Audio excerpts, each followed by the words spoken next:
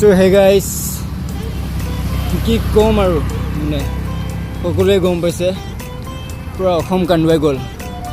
আমাৰ মনৰ জুবিন দা জনপ্ৰিয় ছিংগাৰ অসমৰ আজি নাই মানে ইমান দুখ ইমান মন বেয়া কি মানে একো ক'বলগীয়া নাই অকল মোৰ বুলি নহয় পূৰা অসমৰ পূৰা একদম আন্ধাৰ কৰি গ'ল এন্ধাৰ হ'ব নোৱাৰোঁ গীতটো তেখেতে গাইছিলে আৰু পূৰা আজি আমাক অসমক আন্ধাৰ কৰাই থৈ গ'ল হঠাৎ নাইকিয়া হৈ যাব বুলি ভবা নাছিলোঁ মানে ইমান দুখৰ খবৰ চ' এতিয়া মানে ক'বলগীয়া একো নাই মোৰ ওচৰত কিন্তু এইখিনিতে এটা কথা কওঁ ছ'চিয়েল মিডিয়া যদি ইউজ কৰিব জানে ভালদৰে ইউজ কৰিব লাগে আৰু যদি নাজানে ভালদৰে ইউজ কৰি মানে যদি নাজানে ইউজ কৰিব নালাগে আৰু কাৰণ ইমান ডাঙৰ ইমান দুখৰ ছিটুৱেশ্যন এটাত কিছুমানে ফেক নিউজ মানে দি আছে আপলোড কৰি আছে ফেচবুকত মানে যিখিনি হোৱা নাই সেইখিনি উল্টা লগাই বনাই কিবা কিবি এড কৰি কিনে বনাই দি আছে আৰু মানে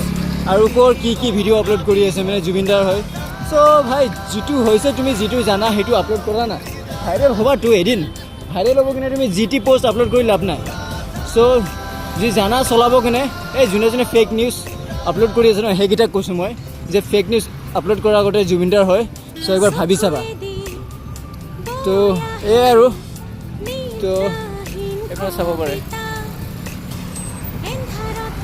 এতিয়া মই গৈ আছোঁ ঘৰত দোকান বন্ধ কৰি চব জেগাতে চাকি ধূপ জ্বলাইছে সকলোৱে বহুত দুখৰ চিন এটা কি ক'ম মানে বলক